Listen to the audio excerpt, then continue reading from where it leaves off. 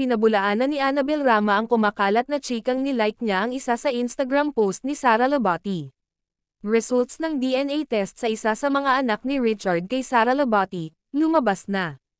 Usap-usapan kasi ang tila, pag-stalk, daw ng talent manager sa kanyang manugang matapos mamataan ng netizens na nakalike siya sa January 1 post ng aktres. Marami ngayon ang nakamasid sa kilos ng kampo ni na Annabel at kampo ni na Sara, dahil sa chikang hiwalay na ang huli kay Richard at may balita ring inaayos na nila ang kanilang annulment. Agad rin namang binawi ni Annabel ang pagkakalike ng kanyang IG account sa post ni Sara, kung saan makikitang nagbabakasyon silang mag-iina sa Panglao, Bohol.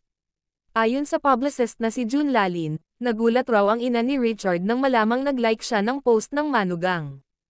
"Ha, wala akong nilalike, bakit ko ila-like?" saad ni Annabel nang makausap niya si June. Dagdag pa niya, busy raw sila sa kanilang bakasyon.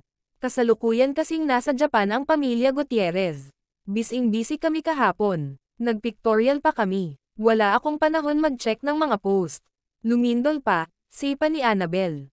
Chika pa niya, maaaring isa sa kanyang mga apo ang aksidenteng nakapindot sa naturang post ni Sara. Alam mo naman ang mga apo ko, ang hilig hiramin ang phone ko. Baka napindot nila, sipa ni Annabel. Matapos nito ay binawi na niya ang pag-like sa post. Wala namang pahayag si Sara ukol sa umano'y pagkakalike ni Annabel sa kanyang post. Samantala, palaban at mukhang wala ring inuurungan ang nanay ni Sara Labati lalo na sa isyu ng paghihiwalay ng kanyang anak at ni Richard Gutierrez.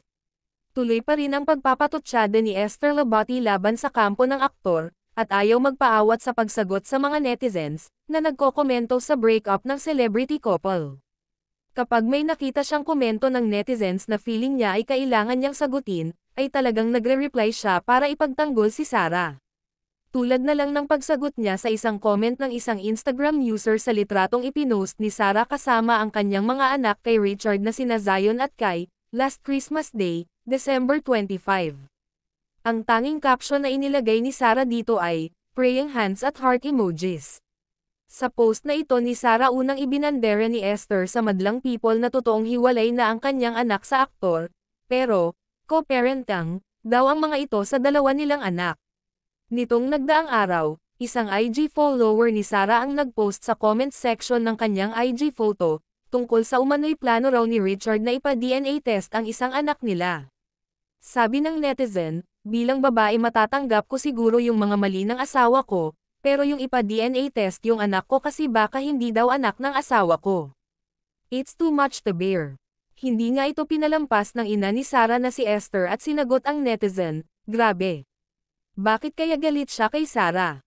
Hindi nga pinapayagan si Sara na walang bodyguard, ngayon na lang na yan nakakalabas kasama pa kami. Grabe, sobrang seloso, tapos magpapa-DNA. Baka mapahiya sila, aniya pa. Hindi pa rin sumasagot si Sara sa mga comments ng kanyang social media followers. Until now ay nananahimik pa rin sila ni Richard tungkol sa tunay na estado ng kanilang relasyon. Wala namang kumpirmasyon o pagdedenay ang kampo ni Richard tungkol sa chika about DNA test.